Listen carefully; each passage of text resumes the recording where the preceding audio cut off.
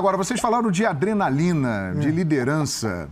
E uma das características do Abel Ferreira é exatamente essa. Ele é extremamente pilhado, competitivo quando está ali na beira do campo. E muitas vezes, nas entrevistas coletivas, o Abel, ele dá uma resposta meio atravessada. E ontem, um fato chamou a atenção na coletiva pós-jogo. Vamos ver. Como conseguir manter tanta consistência em tantos jogos, mesmo perdendo jogadores? Futebol, querendo ou não, às vezes é matemático e você consegue suprir essa ausência dentro desse desenho de maneira que hoje parecia que era 11 contra 11 até o final do jogo. Por isso é que eu sou treinador e vocês são jornalistas. Se quiserem ser treinadores, vão à CBF, fazem o curso e sentam-se aqui no meu lugar. É isso que vocês têm que fazer. Pois é, isso aí repercutiu muito mal e hoje já temos um desdobramento. O jornalista que fez a pergunta, o nome dele é Guilherme Gonçalves. E ele publicou agora há pouco no Twitter dele o seguinte texto. Vamos ver aí. Amigos, Abel Ferreira me ligou e pediu desculpas. Reconheceu que eu não era o jornalista do jogo do Fluminense e disse que irá se retratar na próxima coletiva. O Abel, portanto, reconheceu que não foi bem e pediu desculpas ao repórter. Gesto nobre do Abel, cá entre nós. Agora, o Abel, ele está passando do ponto, muitas vezes, tanto na beira do gramado, como em algumas respostas, porque ele mesmo já admitiu que ele precisa evoluir nesse aspecto. Como é que vocês analisam esse comportamento do Abel? Bom, a gente vive reclamando que em entrevistas coletivas faltam boas perguntas. Uhum. Quando a pergunta vem uma patada desse tamanho. Exato. Abel foi muito mal. Uma das piores coisas que eu vi no Abel, pelo seguinte, não tinha nenhuma pegadinha, não tinha nenhuma malícia. Na verdade, era uma pergunta para ele brilhar. Sim. Ou assim, poxa, gente, o Palmeiras está 10 pontos na frente do segundo colocado. Faltam 24 pontos. Você tem 24 em disputa, tem 10. Não dá para chegar assim na coletiva. Eu não quero que ele seja o Carlo Ancelotti. Eu acho que o Carlo Ancelotti é um exemplo. Bola, não fica lá. Mas porque é o seguinte, você vai dizer, o treinador tem que estar pilhado, que só treinador pilhado vence. E o Carlo Ancelotti não cabe o que ele tem de medalha de Liga dos Campeões na casa dele. Não cabe. Sim. O que ele já ganhou de título, não cabe. Então, você pode ser um cara tranquilo. Não é para mudar a personalidade do Abel. Agora, com este jeito, ele encontrará, às vezes, algumas portas. Fala, melhor não, tal. Eu acho que ele poderia evoluir nisso. Sim. E se fosse o mesmo jornalista lá atrás, que talvez tenha feito uma pergunta desagradável, e a pergunta foi boa, ele poderia falar, outro dia você me tentou uma pegadinha ali, hoje eu vou te responder, sua pergunta é muito boa hoje, e responde. Quer dizer, você não entende alguém que ganhou o jogo, ganhou bem, tem o time controlado, o time muito bem treinado, 10 pontos à frente do segundo colocado, né? Vai ser o campeão brasileiro, vai ser, tem programa até que já tocou o hino, né, Zinho? Então, tem que dar crédito pro programa, hein? É o seguinte, cara, aí eu pergunto, a mesma pergunta que você faz quando a gente faz os duelos aqui. Sim. Há necessidade? Há necessidade, professor Abel. Não há, né, cara? Não há necessidade. Que isso, meu? É uma resposta, assim, na minha opinião, João, uma resposta quase que pronta já, que seria endereçada a uma pessoa que o Abel tem um problema, né? Então, por isso que ele reconhece o erro e ele reconhece por não ser o jornalista que estava em outro jogo do Palmeiras. Então, eu vejo dessa forma, assim, talvez ele tenha... qualquer pergunta que o Abel fosse feita ao Abel, talvez ele passasse essa resposta. Algo que estava engasgado, a gente sabe que o Abel, ele é assim, então ele já venceu jogos importantes e mandou mensagem para o vizinho dele, né, como foi colocado. Vou mandar a resposta para o meu vizinho. Então parece que ele vai para a coletiva e ele já tem aquilo meio que pensado, né? Ele tem alguém para ele mandar uma resposta ou alguém que ele quer direcionar isso, mas ela acabou atingindo um repórter, um jornalista que não tinha nada a ver, né? Que, como o Calçade disse, fez uma pergunta para ele que exaltava totalmente o trabalho do Abel, a questão coletiva, né? O Palmeiras, mesmo com um jogador a menos, consegue jogar bem, né? Então, eram elogios feitos ao trabalho do Abel. e ele acabou entendendo de uma outra forma ou direcionando a resposta para uma pessoa que não era aquela que fez a pergunta a ele. Mas ele reconhece, né, assim como ele reconhece em muitos momentos de cabeça fria que ele precisa melhorar as questões na beira do campo, que ele precisa ter uma outra condução com relação à arbitragem, então ele já reconhece rapidamente o erro que teve, que na próxima coletiva deve pedir desculpas a esse jornalista. Então, assim, foi uma resposta mal educada, né, João? Sim. E aí, com certeza, ele fala isso, né? Então ele reconhece o erro que ele teve, mas para mim já era uma questão totalmente endereçada, assim. Ele já entrou na coletiva já pensando nisso, assim como ele já tinha pensado com relação ao vizinho, assim como ele já tinha pensado em muitos momentos em falar sobre a arbitragem, e esse é o modo do Abel. A gente tem que entender ou não entender. Acho que as correções, né, as pontuações devem ser feitas até com relação ao treinador de um time tão grande como o Palmeiras, né, e que foi questionado, acabou recebendo um elogio e jogando algumas pedras aí no jornalista que fez a pergunta. Eu queria trazer um depoimento aqui e o Zinho vai se lembrar, porque o Zinho estava comigo nesse programa. Era o programa Expediente Futebol que eu apresentava no Fox Sports. Quando o Palmeiras confirmou a contratação de Abel Ferreira, naturalmente a gente vai pesquisar mais para saber como é a pessoa que está vindo. Ele tinha acabado de eliminar o Benfica do Jesus pelo PAOK da Grécia, aquilo chamou muita atenção. Então nós lá fomos buscar imagens e aí apareceram algumas entrevistas de Abel Ferreira. Ele era igualzinho como é agora, não mudou nada. Ele já também deu patadas lá em colegas em Portugal. Só que agora o Abel Ferreira é o Abel Ferreira. Ele é um treinador. Ontem eu ouvi de um grande nome da história do Palmeiras o seguinte: se ele ganhar o Campeonato Brasileiro, e na minha opinião já ganhou, ele é o maior treinador da história do Palmeiras. Ele está... Não falou isso o nosso amigo? Ele está consagrado no futebol da América do Sul. Quanto mais fama, mais visibilidade, mais cobrança, mais responsabilidade.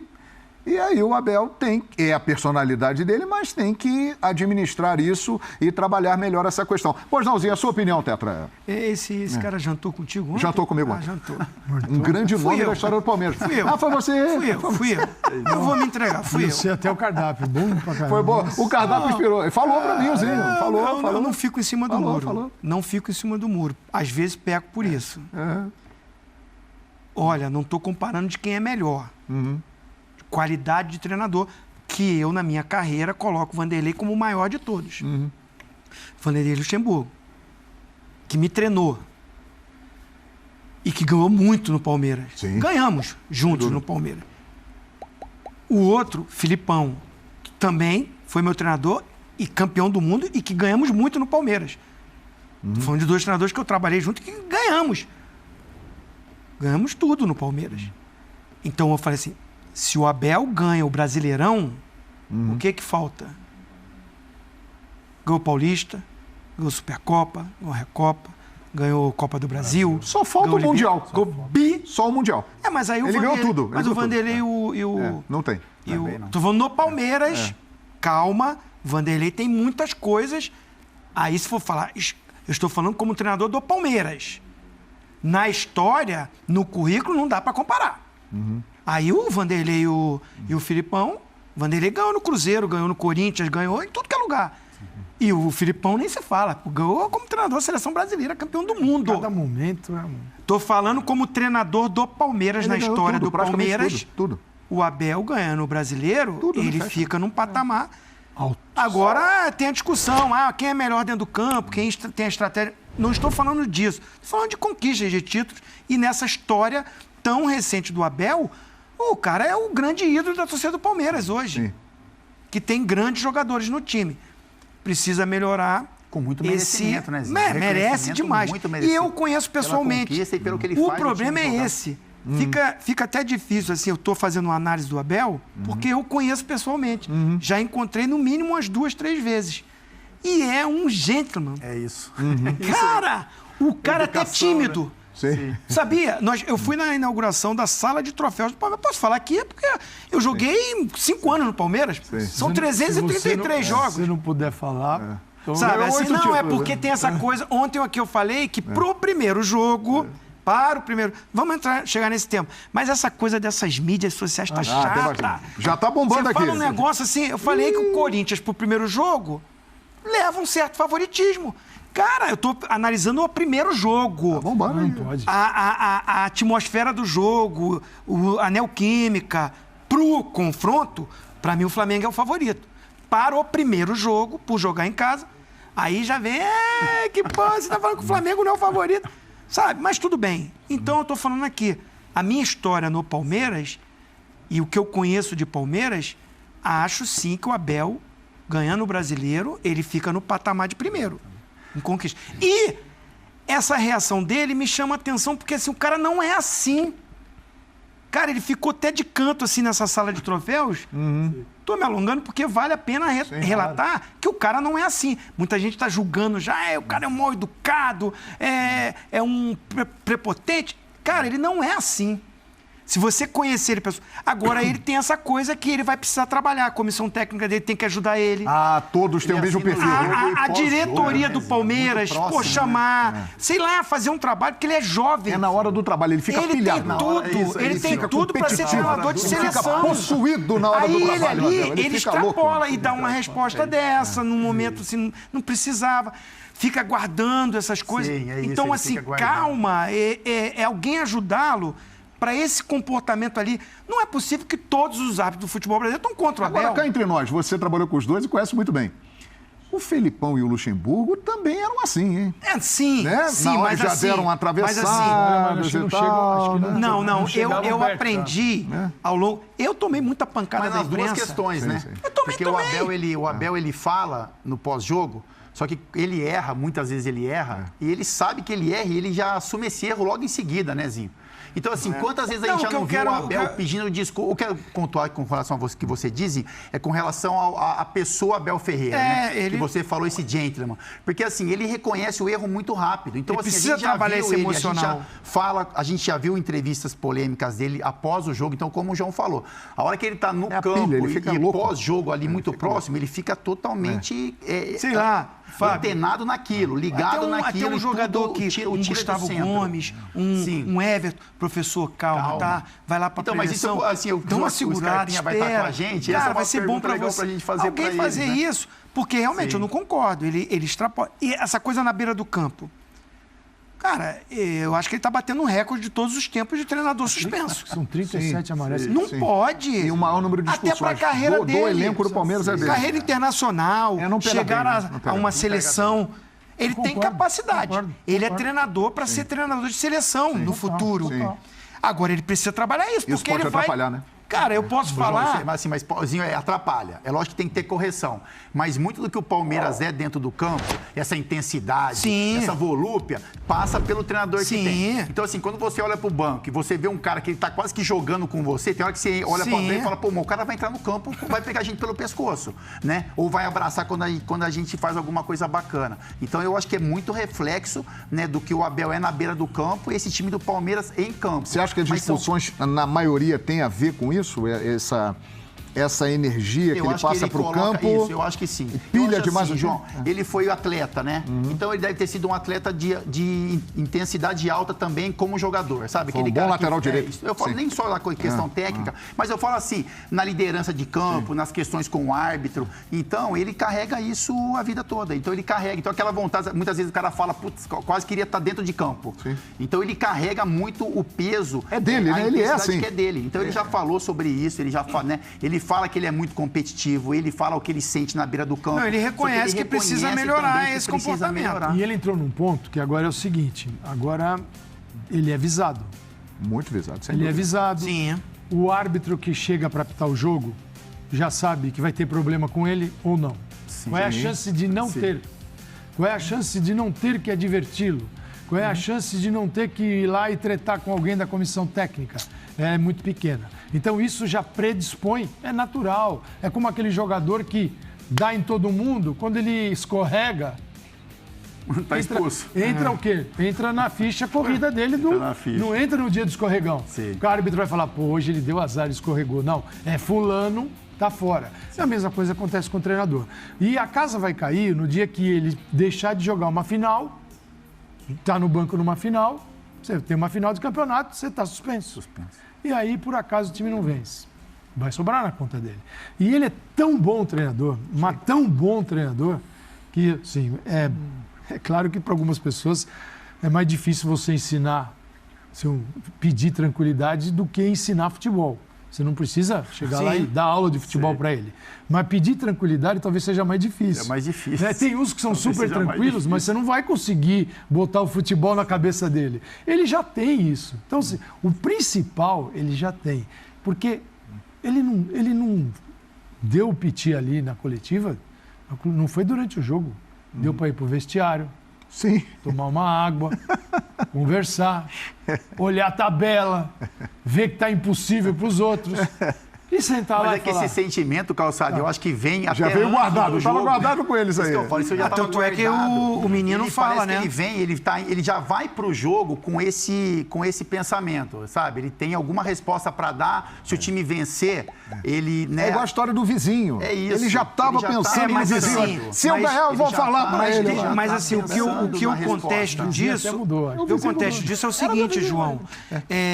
O rapaz, que é jovem, né? Está começando. Sim.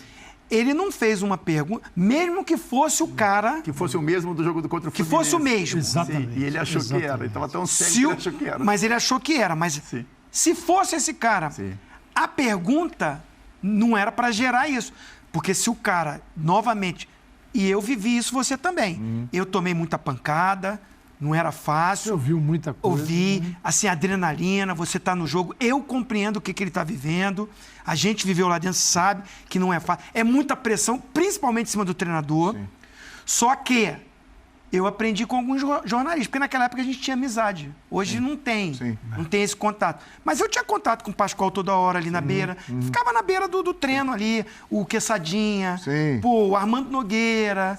Pô, o Paulo Lima. Legal. Tô citando alguns jornalistas que eu tinha intimidade e confiança para chegar no cara e falar, ó, pô, teu amigo lá, não sei o quê. E aí, eu aprendi com eles que eles falavam assim, olha só, se tu tem algum problema com um jornalista, não generaliza. Sim. Se você falar assim, vocês, a imprensa...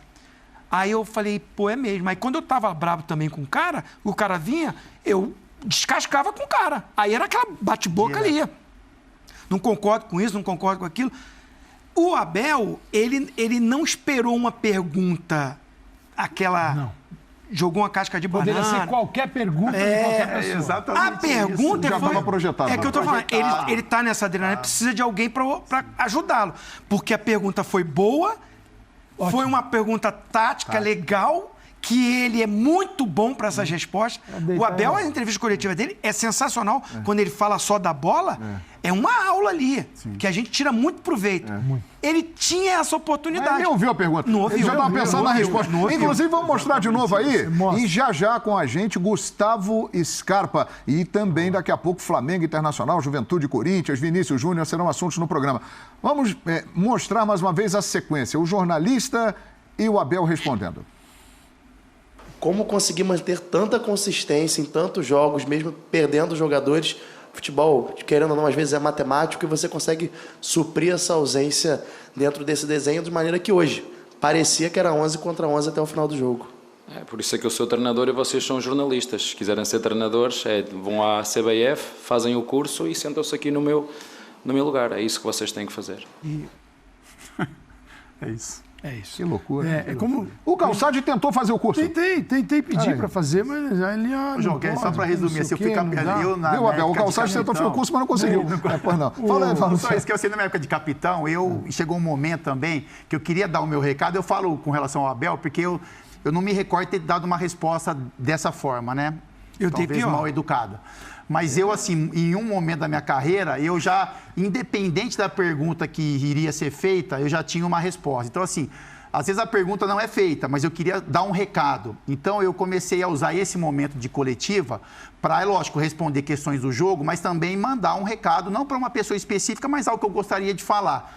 Então foi, na minha opinião, né, pela vivência que eu tenho um pouco de bola e por participar tanto, né, a gente participou de muitas entrevistas coletivas, e não quando o Palmeiras ganhava, né, porque eu era o jogador que gostava de dar entrevista quando o meu time perdia, né, porque aí eu mostrava a minha liderança. Então quando ganhava eu botava os meninos, quem fazia o gol, quando perdia era sempre eu que estava botando a minha cara ali.